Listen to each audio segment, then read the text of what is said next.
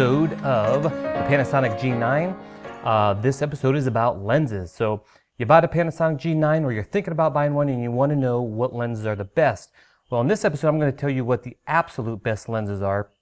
And then later I'll show you or tell you some alternatives that I've used for many years as well. One thing, lens selection is very important, and you really got to find out what you're going to shoot, because you might be shooting sports or weddings or macro photography or whatever. So it really depends on what lenses you're going to buy for what you're shooting. Now I'm just telling you what I use, and the type of photography that I do is portraits, weddings, and I also do a lot of jewelry photography as well. So these lenses might not pertain to what you shoot. But if you're like me and you like to shoot people or film people, then these are the lenses that I would consider getting. And first of all, if I start sweating, it's because I'm here in Puerto Rico and it's getting really hot. So I apologize for that. So what are the best primes to get, and what do I use? I use the Olympus f1.2 Pro lenses, and that's the 45 millimeter and the 25 millimeter. Now, if you want the absolute best image quality in a Panasonic Micro Four Thirds camera,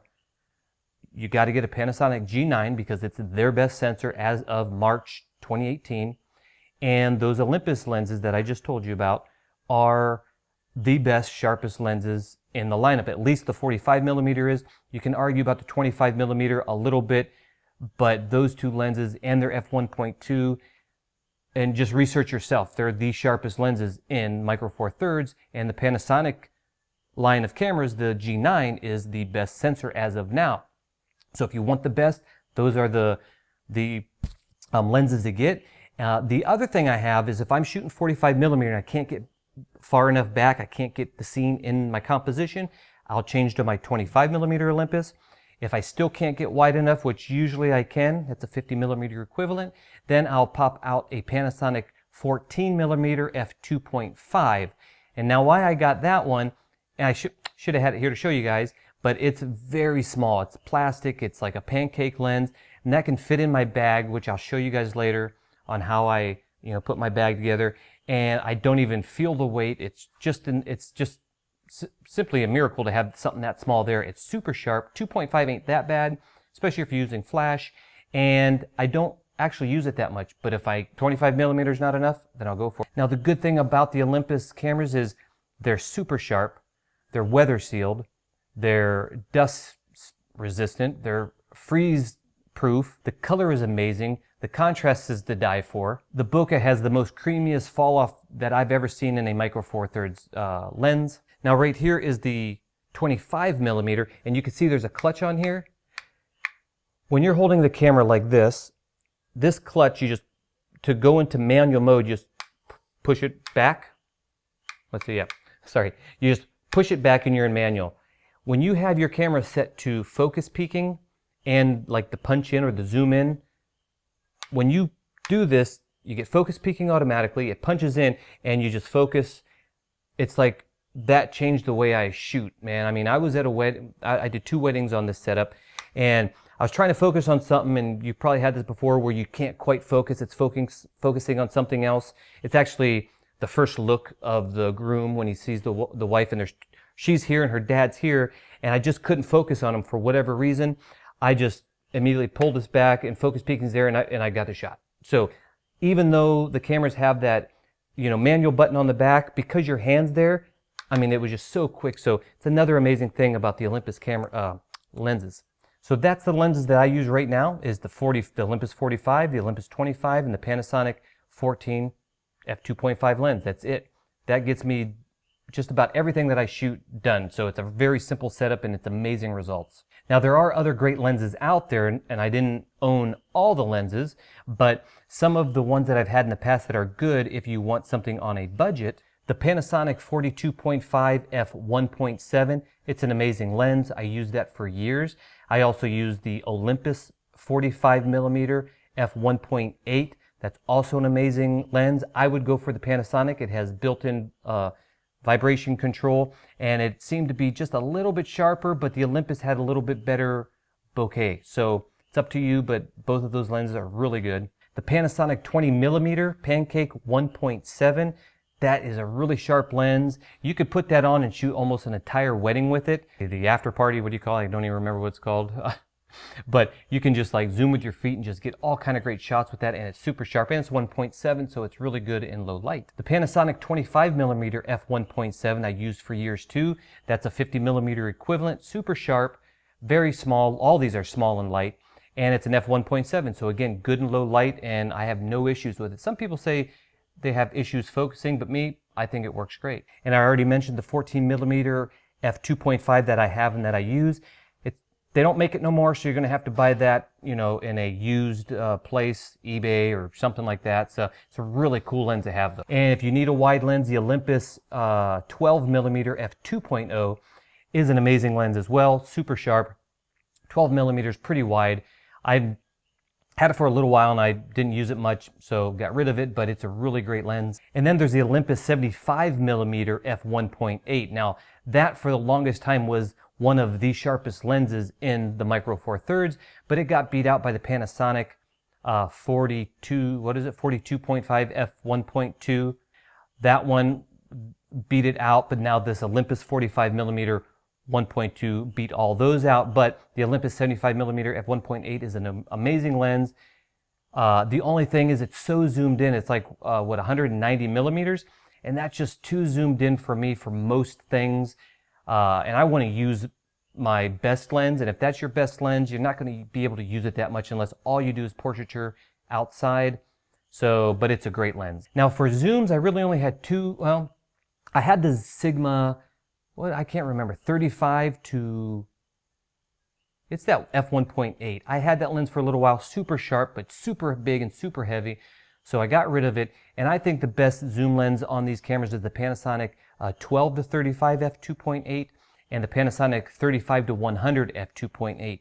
With that Panasonic 35 to 100 f2.8, DxOMark only gave it one perceived megapixel less than the Olympus 75mm f1.8, and that's pretty good, being that that's a zoom lens, so that's a really good zoom lens. And if you zoom all the way in at f2.8, you can really blur your backgrounds. I use that lens a lot for portraiture, but the Olympus, completely beats it in every regards, basically. And those two zoom lenses are waterproof, so if you're really not waterproof, but weather resistant, if you need zooms, those are the best zoom lenses that I think. They're light, fast, focus great, and everything else. Now, if you don't mind manual lenses, I did play around with the Rokinon lenses, the 45mm, was it? And the 25mm. The Rokinon lenses, they're f1.4 and a 1.2, the 50mm. Those are really sharp lenses, but you got to make sure you like manual focus. And although these cameras have focus peaking, in quick environments, I just had to give it up because there's just no way I could keep up with it personally. But if you're doing movies, they're great because you can focus in and do your thing. So those are another great option. So first, let's talk about lens quality and why lens quality is absolutely important. It makes no sense to save your hard-earned money to buy a camera that has, or upgrade to a camera that has better image quality, more megapixels or anything like that. It makes no sense to do that if you're just going to slap on a low quality lens, because you're defeating the purpose. It's better to keep the camera you have and buy better glass or better lenses for that. You're going to see a much bigger improvement in quality most of the time if you're buying better glass for your camera that you have now, but definitely don't buy a better camera and just put bad glass on it, basically. Lenses are so important. It's important that you get the right lens, or the lens that's good enough to resolve the megapixel or sensor that you have. If you're getting low quality glass and you have a really high megapixel camera, it's not going to do you that good. So let me explain. So if you have a 12 megapixel camera, let's say, you only need to resolve, 12 megapixels. So if you get a lens that resolves more than that, then, you might be spending more in that glass than you actually need. Now, this is all in kind of theory, but if you have a 20 megapixel sensor and you put that, let's say that lens that can resolve, it's getting really hot, guys. And let's say it resolves 12 megapixels and you upgrade to a 20 megapixel sensor, well, that lens no longer can resolve those 20 megapixels. So you're still kind of stuck with, in theory, a 12 megapixel result from your photography. You're not getting all that 20 megapixels resolve out of it. So keep that in mind. So basically in the end, you have to basically buy the best lens that you can possibly afford if you really care about quality of your photo or videos. That way you can squeeze as much of that quality out of your sensors by buying better glass. Now, if you ever heard of DxOMark, they're a website or a company, I don't know what they are, but they actually take lenses and camera combinations and goes through whatever tests they go through, and then they'll give you a perceived megapixel for that lens on that sensor. So a lot of people don't like them for whatever reasons, I'm not sure, but it's kind of a good thing to go by. You know, see if you can find the lens you're interested in and the camera that you're interested in, and it'll show you a perceived megapixel. So if you have like a 40 megapixel sensor and you go to DxOMark and you see that combination, but it's only giving you, you know, like 12 or 17 megapixels, then you know your image is going to be perceived to be only, you know, 17 megapixel or whatever. But if you put a sharper glass on there, then you're going to be able to perceive more of those megapixels. So really keep that in your mind when you're shopping for lenses.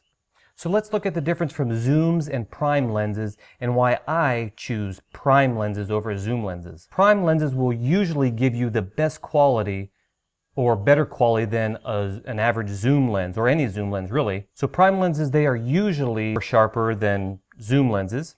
Even today though, zoom lenses are getting sharper and getting close to primes, but a good prime lens most likely beat a good zoom lens. So that's one reason why I go with prime lenses. And this is usually due because zooms have more glass or corrective elements within the lens itself. The more glass you put in front of each other, the less quality you're going to get because it's, you know, the light has to go through more glass, and by the time you get to the image, you know, you get so many elements in there, you start degrading the quality of that. So that's why primes usually have less corrective elements inside there, so you get a sharper image. Now, of course, primes are usually have a bigger aperture or a lower f-stop number, like an f1.2, like what I'm filming on right now. This is the Olympus 45 millimeter f1.2 Pro lens, and because it's letting more light in, opposed to most zooms are around f2.8,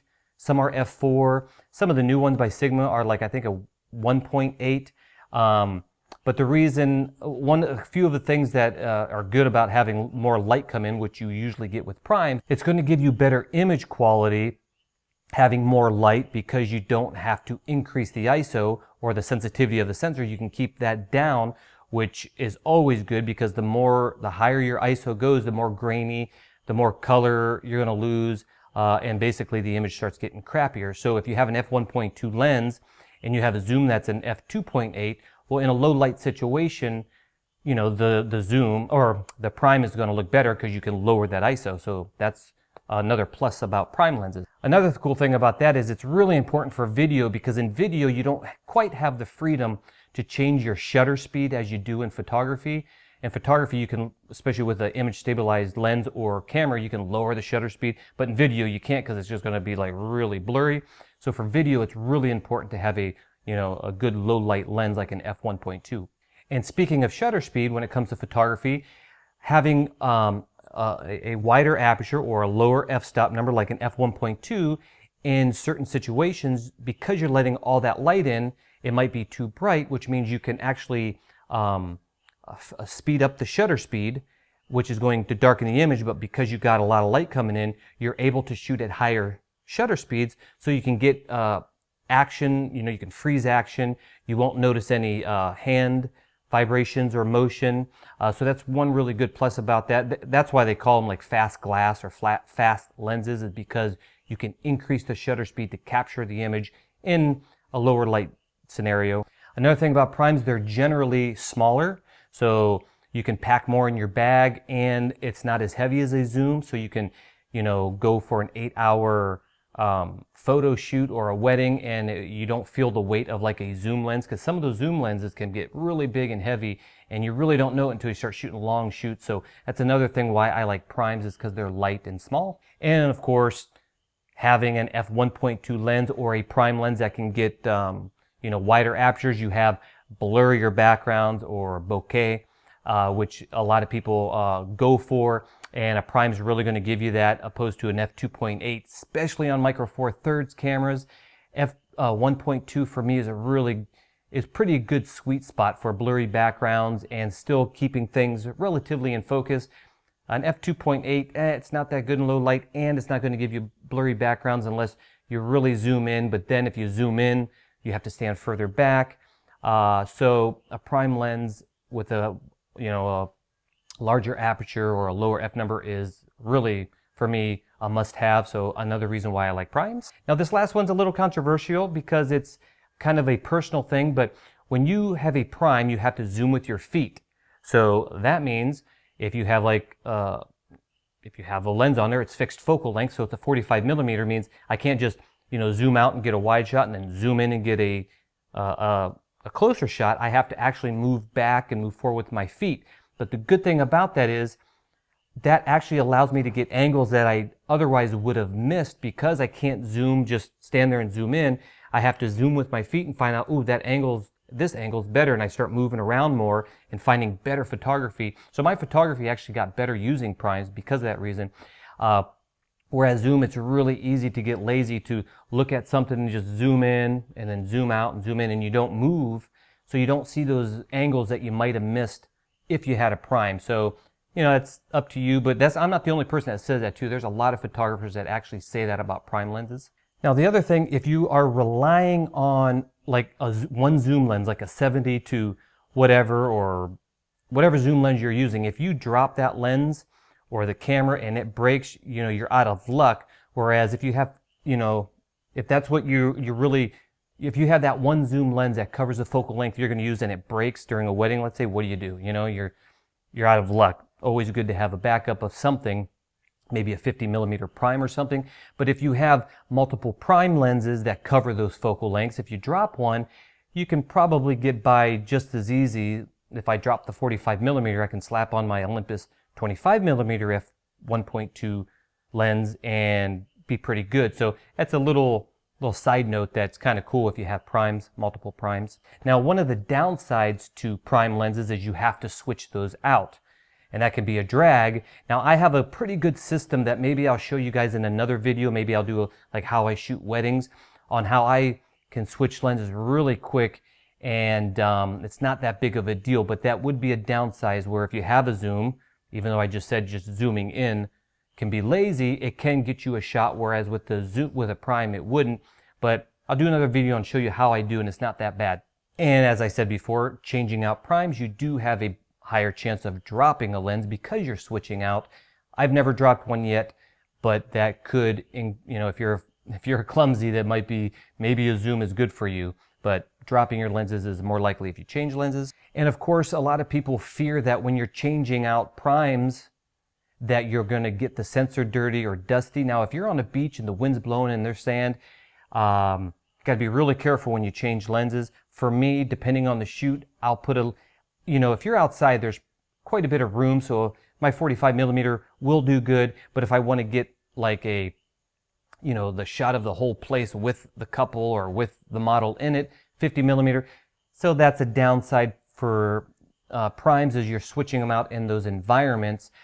That's why in my bag I always have one of those squishy blowers just in case something happened. But that's a downside to primes. Or zooms, you zoom in, you never take the lens off the camera, and I know a lot of people like doing that, but I'd rather go for image quality. So that's it, guys. This was kind of a quick video. I know I didn't cover everything, but that's just kind of a rundown on what I use.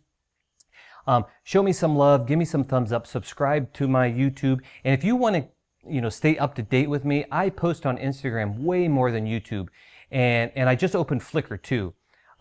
And you can go to my Flickr, Aaron J. Anderson, or my Instagram, Aaron J. Anderson, and go there. You can, I post a lot of my photos, and I also sometimes will put behind the scenes, or I'll put what camera settings I use. And if you go to Flickr, you can click on the photo, and I think there's an information button that everybody can see. I'm new to it. And you can see all my camera settings that I used for that photo. So go over there, follow me on that too. And if you have any questions, leave some comments. And maybe after this, I'll show you, I'll do another video on how I manage my lenses during a wedding. So that's it, guys. Talk to you later. Goodbye.